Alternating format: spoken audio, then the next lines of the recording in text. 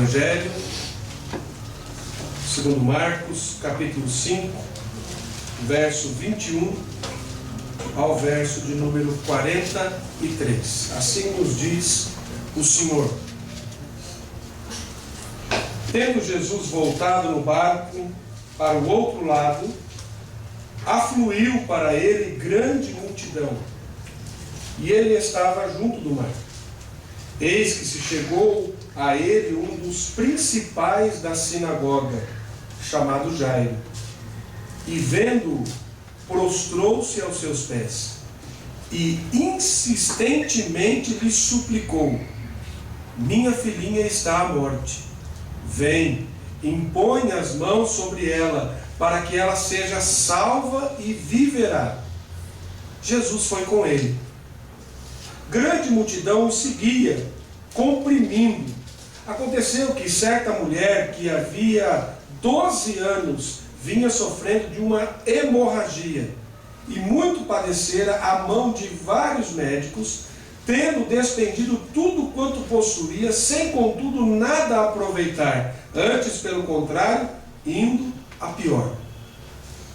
Tendo ouvido a fama de Jesus, vindo por trás dele, por entre a multidão, tocou-lhe a veste, porque dizia: se eu apenas lhe tocar as vestes, ficarei curada. E logo se lhe estancou a hemorragia e sentiu no corpo estar curada do seu flagelo. Jesus, reconhecendo imediatamente que dele saíra poder, virando-se no meio da multidão, perguntou: quem me tocou nas vestes? Responderam-lhe os seus discípulos: vês que a multidão te aperta e dizes: quem me tocou? Ele, porém, olhava ao redor para ver quem fizera isto. Então a mulher, atemorizada e tremendo, cônscia do que nela se operara, veio, prostrou-se diante dele e declarou-lhe toda a verdade. E ele lhe disse: filha, a tua fé te salvou. Vai-te em paz e fica livre do teu mal. Falava ele ainda quando chegaram alguns da casa do chefe da sinagoga, a quem disseram: tua filha já morreu, por que ainda incomodas o mestre? Mas Jesus, sem acudir a tais palavras, disse ao chefe da sinagoga: não temas, crê somente. Contudo, não permitiu que alguém o acompanhasse, senão Pedro e os irmãos Tiago e João. Chegando à casa do chefe da sinagoga, viu Jesus o alvoroço, os que choravam e os que pranteavam muito. Ao entrar, lhes disse: por que estáis em alvoroço e chorais? A criança não está morta, mas dorme. E riam-se dele. Tendo ele, porém, mandado sair a todos, tomou o pai e a mãe da criança e os que vieram com ele, e entrou onde ela estava. Tomando-a pela mão, disse: Talita cumi, que quer dizer: menina, eu te mando, levanta-te. Imediatamente a menina se levantou e pôs-se a andar, pois tinha 12 anos. Então ficaram todos sobremaneira admirados. Mas Jesus ordenou-lhes expressamente que ninguém o soubesse, e mandou que dessem de comer à menina. Vamos orar, queridos. Pai amado, nós estamos diante da Tua palavra, e o desejo sincero do nosso coração é que o Espírito Santo de Deus fale ao nosso coração nesse instante, neste momento. Que o Senhor possa profundamente impactar a nossa vida com a Tua palavra. Tem misericórdia, Senhor, da minha vida nesse momento, e usa-me como um instrumento do Senhor. Fale conosco, Senhor, em nome de Jesus. Amém. Amém.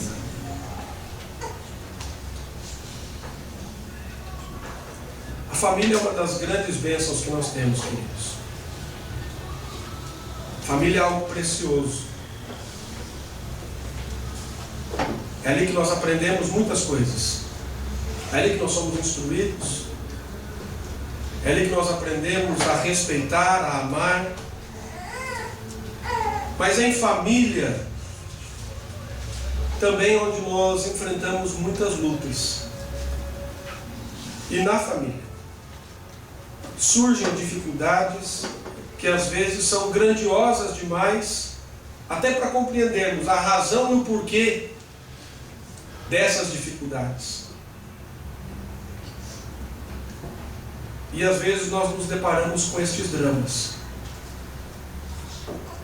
que são penosos demais, pesados demais. E quando eu olho para esse texto, eu vejo uma família que estava enfrentando um drama terrível. Eu vejo uma família, um pai, que estava enfrentando um drama muito grande. Talvez na sua família você está enfrentando um drama. Talvez você tenha sido livrado recentemente desse drama. Talvez você esteja no meio dele. Talvez você descobriu agora algo grandioso demais. E nós podemos enumerar aqui vários problemas, várias dificuldades, várias situações, tribulações que podemos chamar de um drama familiar. Talvez é um filho que não quer mais conversar com o pai, falta de perdão. E isso é ruim, porque às vezes conversa com a mãe, mas não conversa com o pai, e fica aquela situação, não tem almoço mais de família. Talvez é um marido que infelizmente virou alcoólatra, um filho que entrou nas drogas, um sobrinho, uma enfermidade. Podemos enumerar vários problemas e várias dificuldades.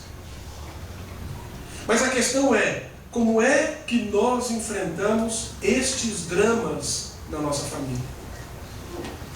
Independente do drama e do problema que venha a acontecer, como é que eu, como crente em Cristo Jesus, como é que eu, servo do Senhor, transformado, regenerado pela palavra de Deus, como é que eu encaro esse problema? Como é que eu encaro isso? É interessante que este homem tinha um problema sério na sua casa. E o problema é que a sua filha estava doente. E Jairo era um chefe da sinagoga, um dos principais da sinagoga. E nós sabemos que os judeus naquela época não se davam muito com Jesus. Eles não estavam muito próximos de Jesus, eles não estavam muito ligados com a pregação de Jesus, com o ensino de Jesus.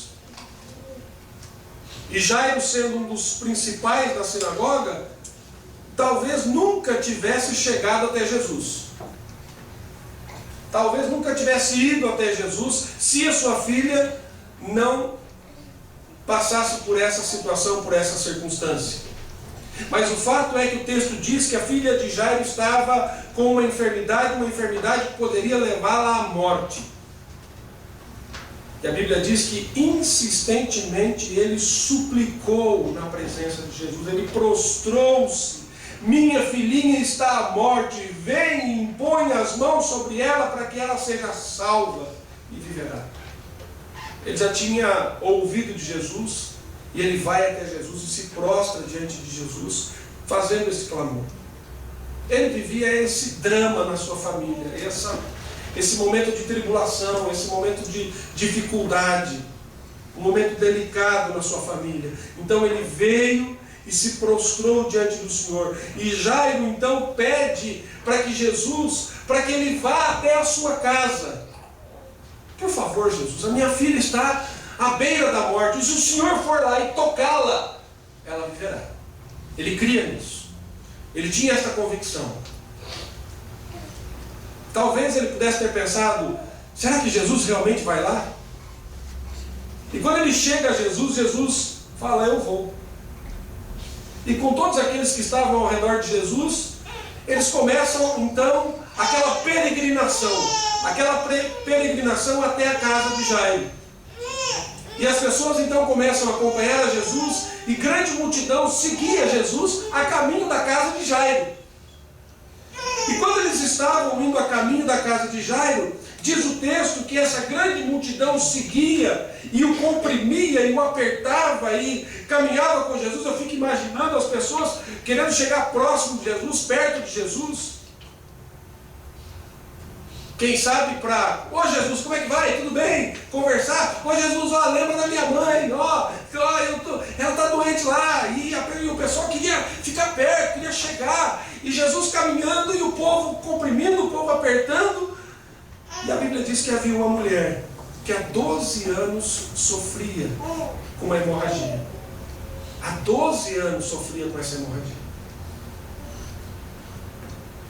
Eu não sei se você sabe o que é isso. Algumas irmãs já tiveram hemorragia. Eu fico imaginando como deve ser terrível isso.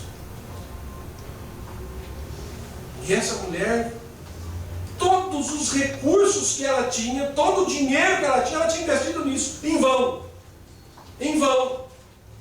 Nada dava certo. E ela então ficou sabendo de Jesus. E ela creu que se ela fosse até Jesus, ela poderia ter aquela enfermidade curada, sarada.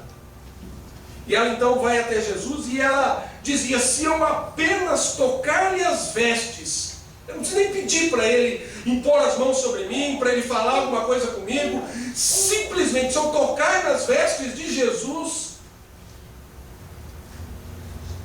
eu serei curado. E foi o que ela fez. Eu fico imaginando a luta daquela mulher, tentando tirar um daqui, puxando um dali. E você imagina quando tem uma multidão. Como que é quando você tem uma multidão de pessoas e você tem que chegar no seu objetivo e transpor aquela multidão. E ela vai e tiram daqui e tiram dali, e alguém podia olhar com cara feia e ela não se importava, e ela foi arrastando um, arrastando o outro, tirando, até que avistou Jesus. Quando chegou Jesus, pegou na barra da túnica de Jesus, encostou e segurou. E Jesus para. Opa, peraí. Alguém me tocou, os discípulos. Ô Jesus, está de brincadeira, né? Olha quanta gente tem aqui. Vem falar que alguém tocou o Senhor. Olha quanta gente tem encostando no Senhor, tocando o Senhor. Não. Alguém me tocou de maneira diferente. Talvez ela queria tocar Jesus até para não ser percebida. E aí, diante disso, quando Jesus fala, claramente ele percebe que alguém havia lhe tocado, e os discípulos não entenderam a pergunta, não entenderam a afirmação de Jesus. Olha, alguém me tocou. Quem me tocou? Eles não entenderam isso. Porque alguém tinha tocado Jesus de uma maneira diferente, de uma maneira especial. E aí então a mulher, temerosa, trêmula, se manifesta. Diz: eu toquei o Senhor. E Cristo então interrompe aquela peregrinação, aquela caminhada até a casa de Jairo, se vira para conversar com a mulher. Eu fico imaginando como é que ficou o Jairo. Vamos Jesus, tá?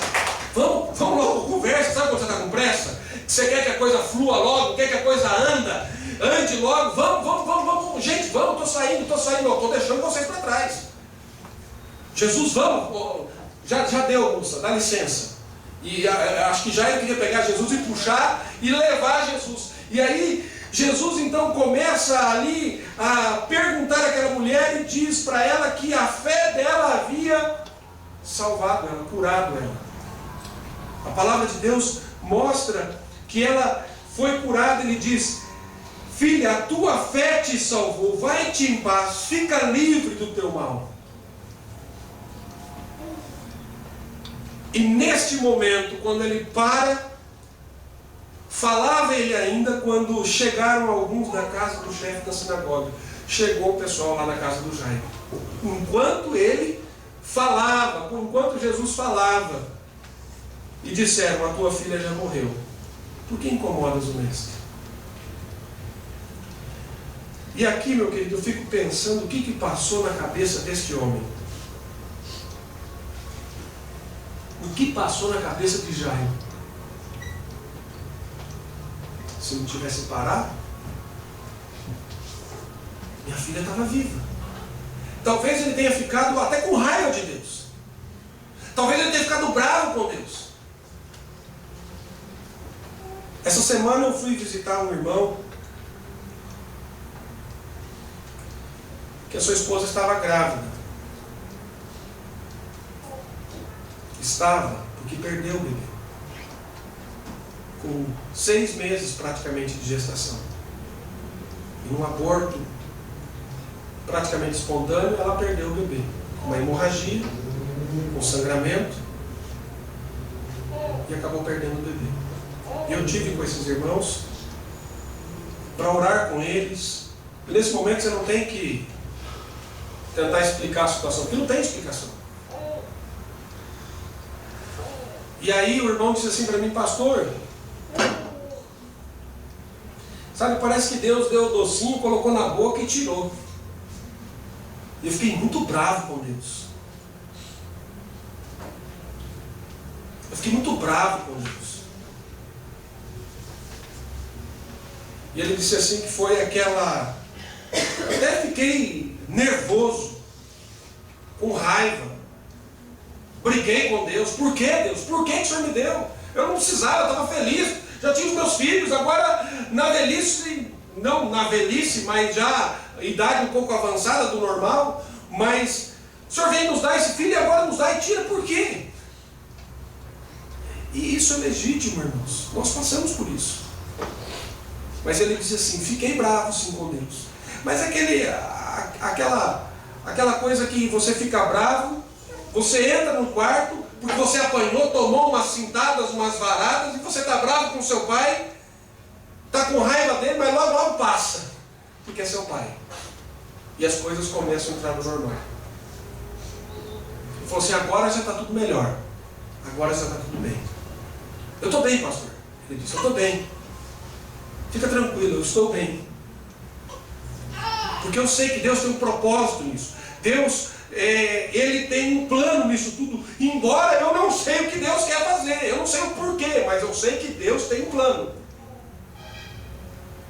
E aí, queridos, é que vem a situação. Jairo talvez tenha passado por todos esses sentimentos. A filha de Jairo já estava morta.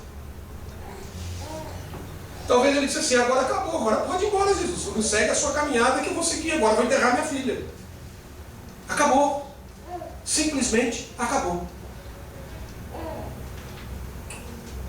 E aí é interessante que aqui nós vemos a palavra de Jesus e como Jesus nos mostra a maneira, como Ele revela para nós, como Ele nos dá essa indicação, o caminho para nós enfrentarmos os dramas que vão surgir na nossa caminhada cristã, que vão surgir dentro da nossa família. Como que nós enfrentamos isso? Jesus nos mostra: com fé. Com fé. Ele diz o seguinte no versículo 36: mas Jesus, sem acudir a tais palavras, disse ao chefe da sinagoga: não temas, crê somente. Não temas, crê somente. Jesus, ele continua a sua caminhada. O texto diz que parece que Jesus nem ouviu o que esse lá que veio da casa de Jairo falou, sem levar em conta as palavras dos que vieram até Jairo para lhe trazer aquela notícia. Jesus, ele simplesmente diz: não temas, crê somente. Vamos continuar a nossa caminhada. Jairo, para onde é que é a sua casa? Vamos para lá. Jairo talvez ficou, falou assim: vai fazer o que lá? Vai fazer o que lá? Cristo mostra a esse homem que ele devia olhar para o seu problema, para a sua dificuldade, para a sua tribulação, para esse drama, com fé. Com fé. Jairo deveria ver em Jesus aquele que tem poder para reverter qualquer quadro, qualquer situação, mesmo aos olhos humanos, que esse problema, que esse drama seja irreversível. E é só assim, queridos, nos impossíveis, que nós conhecemos os possíveis de Deus. No caso de Jairo, não havia mais nenhuma esperança humana mesmo, porque a filha dele havia morrido. A morte para o homem é o fim das esperanças e das possibilidades. Mas a exortação de Jesus àquele homem era para que ele não temesse, mas para que ele confiasse. Para que ele confiasse em Jesus, para que ele tivesse fé. Quantas vezes, queridos, nós perdemos a esperança? Quantas vezes nós perdemos a confiança? Quantas vezes nós não cremos? Para Jesus, nem mesmo a morte deveria atrapalhar a confiança de Jairo. Nem mesmo a morte deveria abalar, atrapalhar essa confiança de Jairo naquilo que Jesus poderia fazer. Sabe, meus queridos, a exortação de Jesus a Jairo era para que a sua fé não esmorecesse, mas para que ele continuasse firme, inabalável, em qualquer situação, mesmo que aos olhos humanos não houvesse mais solução. A palavra de Deus diz que nós devemos confiar no Senhor, e que aqueles que confiam no Senhor são como os montes de Sião, que não se abalam, mas permanecem para sempre. Aquele que confia no Senhor, ele não é abalado. A questão é, nós confiamos no Senhor ou confiamos nos nossos recursos, em nós mesmos? Fé não é simplesmente concordar intelectualmente com o que a Bíblia diz, mas confiança em Deus é aquela que está ativamente cumprindo os seus propósitos por intermédio de Jesus. Nós cremos que Deus, Ele está no controle e que Ele tem o melhor, embora esse melhor não pareça para nós o melhor. Ora, aquele que é poderoso para fazer infinitamente mais do que tudo quanto pedimos ou pensamos, conforme o seu poder que opera em nós, a Ele seja a glória da igreja em Cristo Jesus, por todas as gerações, para todos sempre. Querido, Deus, Ele é poderoso para fazer infinitamente mais do que você pensa, do que você imagina.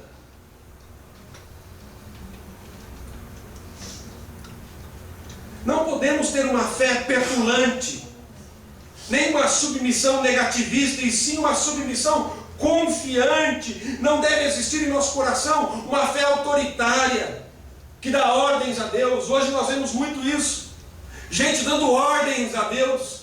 Deus, eu quero que o Senhor faça isso, eu determino, eu declaro que o Senhor faça isso, eu determino a minha cura, eu determino que esse problema vai estar sanado na minha família, eu determino que o fulano vai acontecer isso, eu determino aquilo. Quem somos nós para determinar alguma coisa, querido? Deus, Ele faz aquilo que lhe apraz.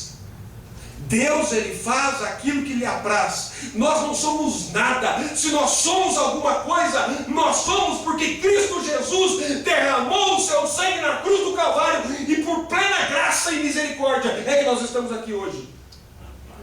É meu direito que Deus me cure. Quem disse isso? Quem falou que é seu direito? Quem disse que é direito seu? A Bíblia? Aonde? A Bíblia não nos diz isso, querido. A Bíblia diz que nós devemos nos agradar do Senhor, que nós devemos fazer a vontade do Senhor, que nós não devemos ter uma fé petulante, mas a palavra de Deus diz: Senhor, se quiseres, podes purificar-me. Se o Senhor quiser, se o Senhor tiver no seu propósito, se o Senhor quiser realizar, se o Senhor quiser fazer, o Senhor faz, que o Senhor é Deus. Jesus também orou nessa perspectiva em sua oração no Getsemane. Meu Pai, se possível, passa de mim esse cálice, todavia não seja como eu quero, e sim como tu queres. Senhor, se depender de mim, eu não quero ir para a cruz, é pesado demais, é difícil demais, mas eu sei qual é o propósito da minha vida, eu sei qual é o propósito que o Senhor me enviou a este mundo, que é ir para a morte, e morte de cruz, porque somente através da cruz do Calvário nós podemos ter vida, e vida em abundância. Somente através do derramamento do sangue de Jesus é que nós podemos ter vida. E Jesus, ele diz: Senhor, não se cumpra aquilo que eu quero, mas aquilo que o Senhor quer, a sua vontade. Não é isso também que nos diz Tiago quando fala a respeito da sabedoria? Se porém algum de vós necessita de sabedoria, peça a Deus, que a todos dá liberalmente e nada lhes impropera, e ser-lhe-á concedida. Peça, porém, com fé, em nada duvidando, pois o que duvida é semelhante à onda do mar, impelida e agitada pelo vento. Sabe, meus queridos, um grande exemplo de fé que a Escritura nos traz é Abraão. Nas nossas igrejas, Abraão é conhecido como o pai da fé. E o relato de Hebreus acerca da fé de Abraão nos mostra esta certeza no poder de Deus. Segundo o texto, Abraão cria que Deus poderia até mesmo ressuscitar o seu filho dos mortos. Mas Abraão, para chegar nisso, foi tratado por Deus, foi trabalhado por Deus. O pai da fé teve falta de fé. Mas no momento em que ele foi experimentado por Deus, ele creu no poder de Deus. Pela fé, Abraão, quando posto à prova, ofereceu Isaque. Estava mesmo para sacrificar o seu filho, porque ele tinha consciência plena de que Deus estava no controle. Porque ele considerou que Deus era poderoso até para ressuscitá-lo dentre os mortos, se fosse o caso. Este episódio na vida de Jairo, meus irmãos, deste homem, nos ensina que os dramas que nós enfrentamos na nossa família, que os problemas que nós enfrentamos na nossa vida cristã, devem ser encarados com fé, crendo que Deus é poderoso para fazer infinitamente mais do que nós pensamos ou do que nós imaginamos. Mesmo quando para nós não parece haver nenhuma solução, Deus pode solucionar qualquer situação, porque Ele é Deus, porque Ele está no controle. Não há impossível para o nosso Deus. Por isso, meu amado, não tema, crê somente, creia somente, que Deus é poderoso para fazer infinitamente mais daquilo que nós pensamos ou imaginamos. Mas uma segunda coisa que eu vejo nesse texto,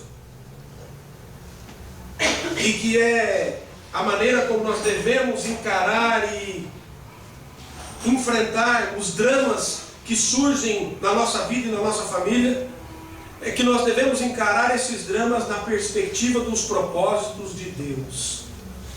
Nós devemos encarar estes dramas na perspectiva dos propósitos de Deus.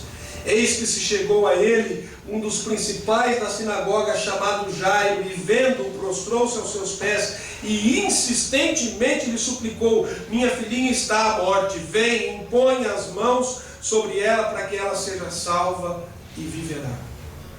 Sabe, meu querido, o texto que nós lemos fala que Jairo era esse líder religioso em Israel. Ele era um dos principais da sinagoga. E os evangelhos nos mostram, como já disse, que os judeus não tinham um bom relacionamento com Jesus, que os líderes religiosos de Israel não tinham, esses líderes religiosos especialmente, não tinham esse bom relacionamento com Jesus. Jesus, por várias vezes, admoestou principalmente os fariseus e outros líderes religiosos. Ele disse: ai de vós, escribas e fariseus, hipócritas, porque sois semelhantes aos sepulcros caiados, que por fora se mostram belos, mas interiormente estão cheios de ossos de mortos e de toda imundícia. Essas eram as palavras doces de Jesus a essa liderança religiosa de Israel. E por diversas vezes nós vemos nos evangelhos que esses líderes religiosos buscavam dar cabo da vida de Jesus. Eles queriam matar a Jesus. Talvez sem essa situação, sem esse problema, sem esse drama na casa de Jairo, talvez ele nunca chegasse até Jesus. Talvez ele fosse mais um que dissesse assim: olha, tem que matar esse tal de Jesus aí mesmo, ele está blasfemando. As Escrituras nos ensinam que Deus, antes da eternidade, queridos, elaborou um plano. Deus tem um propósito. Deus não é pego de surpresa. A coisa não vai acontecendo de qualquer maneira. E nós vemos que esse plano está sendo executado. A história não é uma sucessão de fatos jogados ao acaso, mas a história é a execução do plano de Deus estabelecido na eternidade. A Bíblia é muito clara em nos dizer que todas as coisas que acontecem fazem parte deste plano eterno e sábio de Deus estabelecido por Ele mesmo antes da formação do universo. Os teus olhos me viram a substância ainda informe, e no teu livro foram escritos todos os meus dias, cada um deles escrito e determinado, quando nenhum deles havia ainda. Até as coisas que nós não, ou nem mesmo consideramos, estão no propósito eterno de Deus. É óbvio que Deus, dentro deste propósito eterno, Ele nos dá liberdade para agir no seu plano. Mas tudo está sob o seu controle. Tudo que acontece faz parte do grande plano de Deus, do propósito de Deus. E quando nós falamos de todas as coisas, queridos, certamente eu estou aqui incluindo os nossos dramas, os nossos problemas e as nossas tribulações. Talvez você não entenda qual é o propósito quando você enfrenta a tribulação. Quando você é acometido por ela, quando acontece, você não sabe o porquê, mas por que, Deus? Por que o Senhor permitiu isso? Imagine só Jó, como é que ele se sentiu? Um homem justo, reto, diz as Escrituras, e da noite para o dia, a vida virou. Mas em momento nenhum ele blasfemou. Ele disse: eu sei que o meu Redentor vive e por fim se levantará, e eu mesmo o verei com estes próprios olhos. Eu verei o meu Deus, eu verei o meu Redentor.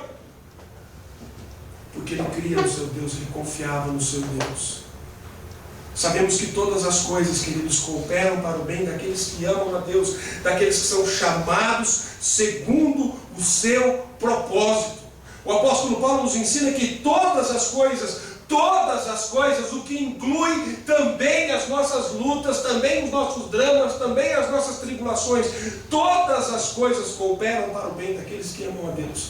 O fato é, e a pergunta que eu faço a você, querido: você ama a Deus? Você ama a Deus verdadeiramente?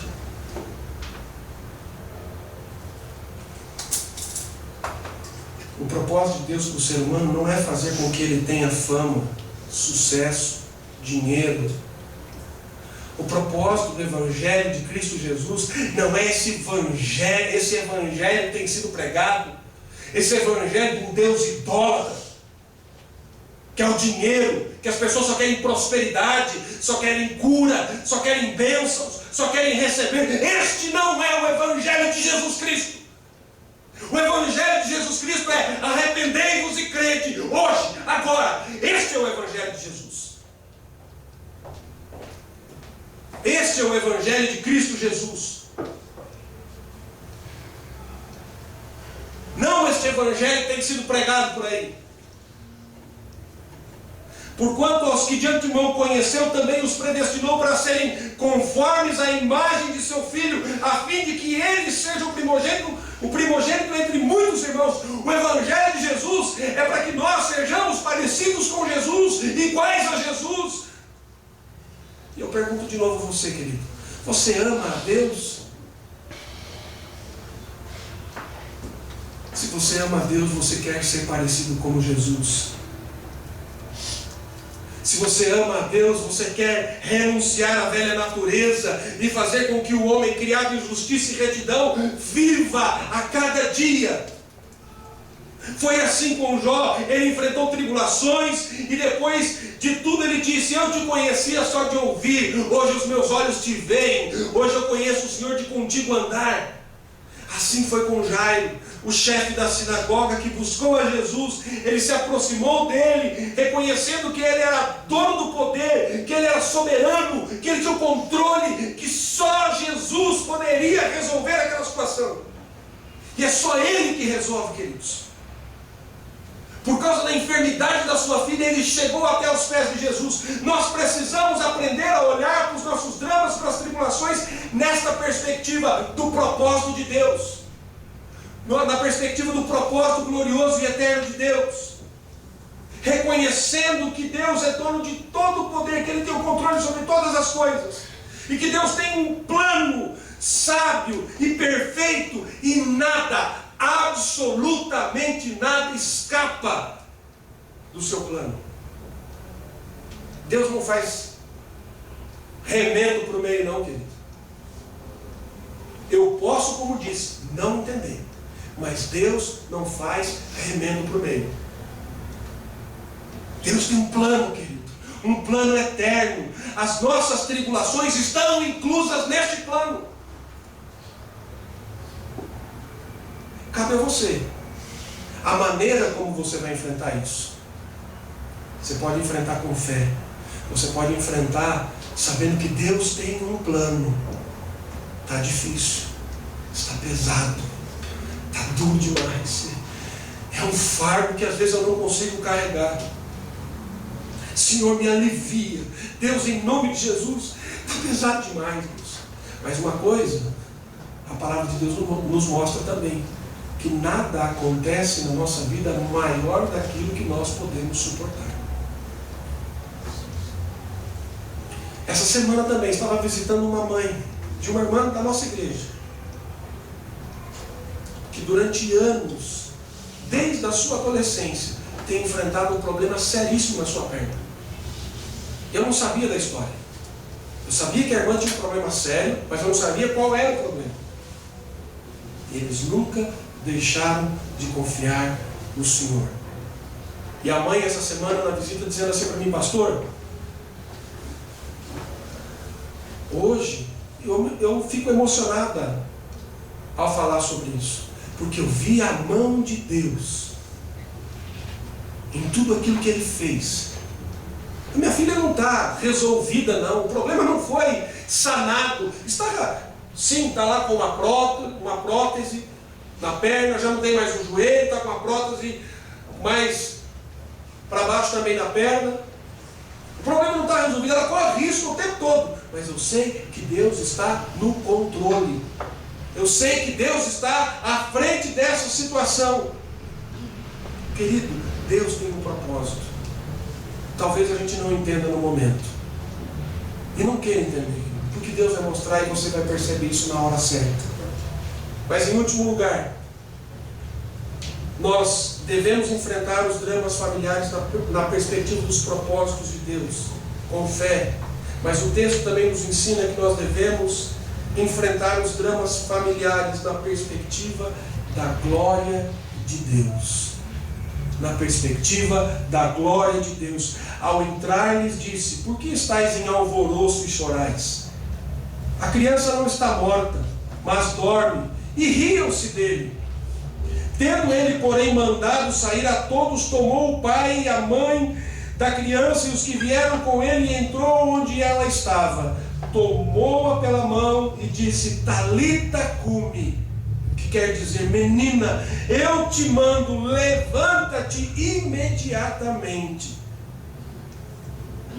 A menina imediatamente se levantou e se pôs a andar, pois tinha 12 anos. Então todos ficaram sobremaneira admirados.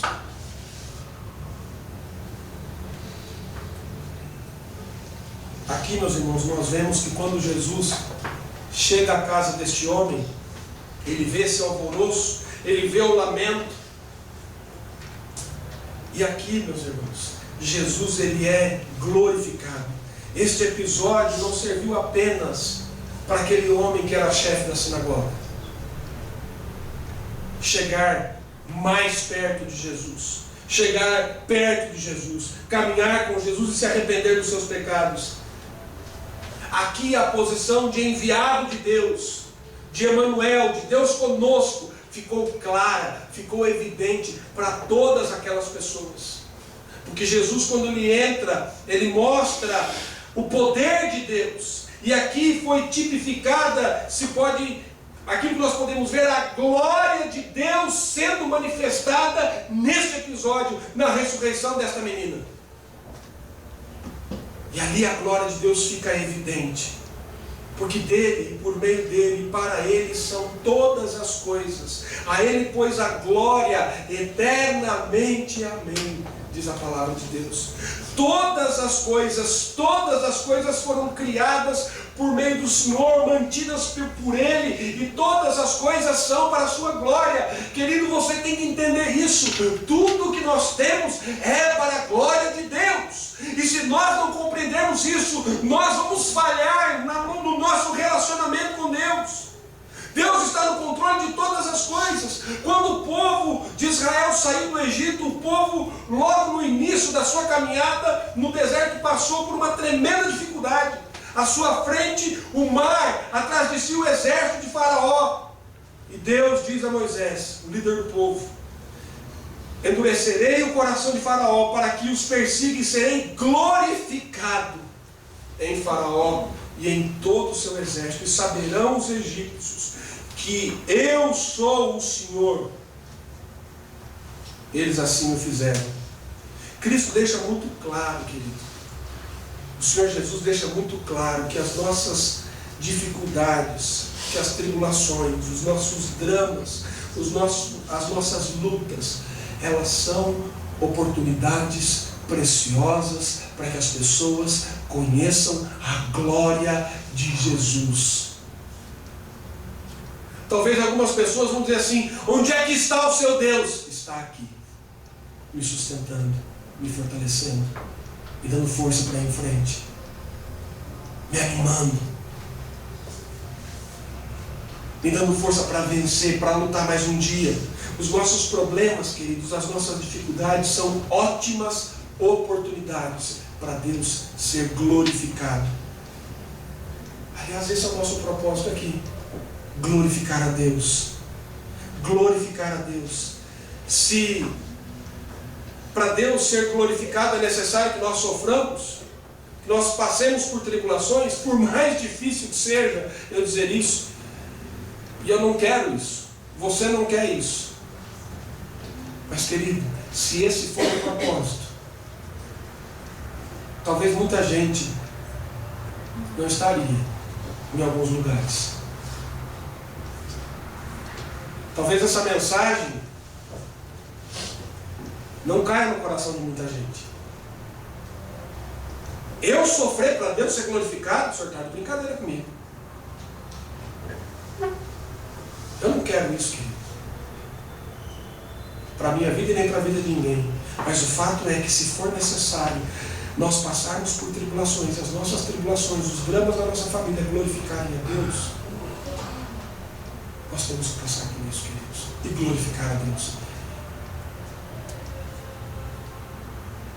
O Filho amado de Deus, o único Filho, ele veio ao mundo para quê? Eu não quero sofrer.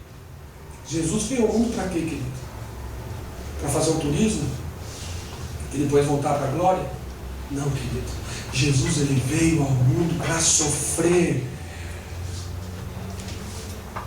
Jesus veio ao mundo para sofrer no seu lugar, no meu lugar, e ele sofreu até a morte, morte de cruz, o preço que eu deveria pagar. Eu matei a Jesus, você matou a Jesus, porque ele morreu no seu lugar, no meu lugar, e é por isso que nós estamos aqui hoje, porque ele morreu. Porque se ele não tivesse morrido, nós não estaríamos aqui. Ele sofreu para nos dar vida, e vida em abundância.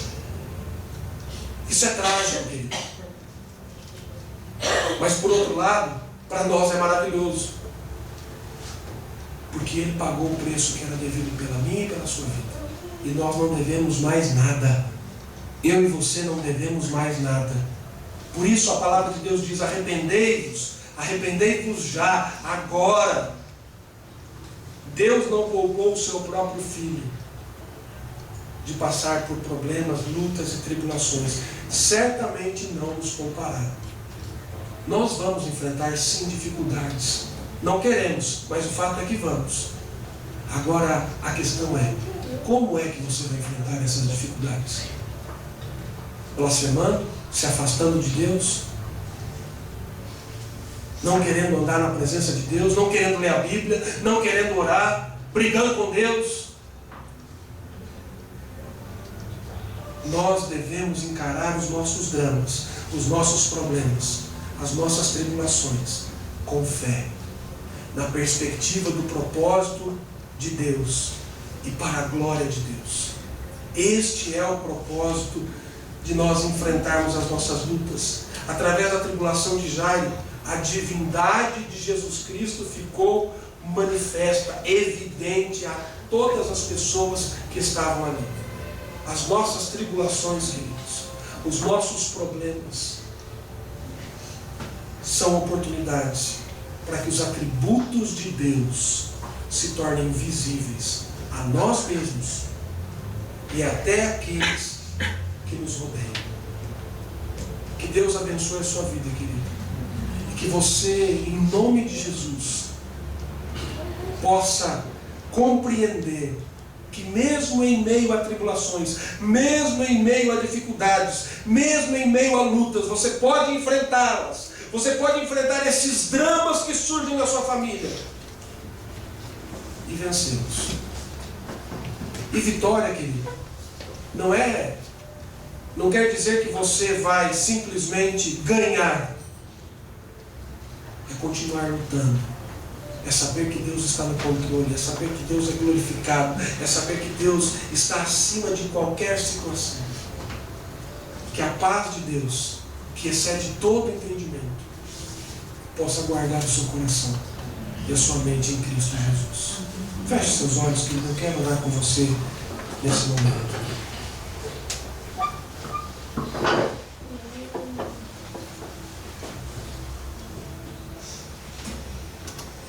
Senhor nosso Deus, a Tua palavra nos diz que no mundo nós teremos aflições, que nós passaríamos por problemas, Senhor. Mas essa mesma palavra diz: tem de bom ânimo, porque eu venci o mundo. E é nisso que nós depositamos a nossa vida, Senhor, no Senhor, porque só o Senhor pode, Deus, nos consolar, nos confortar, nos animar em meio às lutas e dificuldades que enfrentamos, em meio aos dramas que se levantam na nossa casa, na nossa família. Pai, em nome de Jesus, que o Espírito Santo de Deus possa confortar-nos, possa consolar-nos, de tal maneira que nós enfrentemos os nossos dramas com fé, na perspectiva do plano eterno do Senhor, e que nestes problemas, nestes dramas, acima de qualquer coisa, que o Senhor seja glorificado, que o Senhor seja exaltado, que o Senhor seja, Pai, em nome de Jesus, aquele que será honrado. Pai, nós somos fracos, nós somos débeis, nós somos frágeis, nós reclamamos por qualquer coisa. Nós não queremos passar por tribulações, nós não queremos passar por lutas. Mas Deus, se passarmos, em nome de Jesus, nos fortaleça, nos dê graça para vermos, Deus, no Senhor uma solução e a resposta. Que mesmo naqueles momentos que nós possamos não acreditar, não crer, onde parece que não há mais nada, que a nossa fé seja depositada em Ti, que o Senhor aumente a nossa fé, acrescente fé à nossa vida, para que possamos crer que o Senhor é poderoso para fazer infinitamente mais do que nós pensamos ou imaginamos. Faça isso, Deus. Conforta o nosso coração, Senhor. Talvez aqui, Senhor, muitos irmãos estão passando por lutas. Ah, Deus, consola esses corações. Aumenta a fé desses amados, queridos. Aumenta a fé desses queridos, Deus. Aumenta a fé. Que eles possam compreender, mesmo sem saber exatamente o plano do Senhor, mas que o Senhor tem um plano e que o Senhor será glorificado. Deixe isso evidente e claro para nós, Pai. Esse é o nosso desejo, essa é a nossa oração, em nome de Jesus. Amém, Senhor. Amém.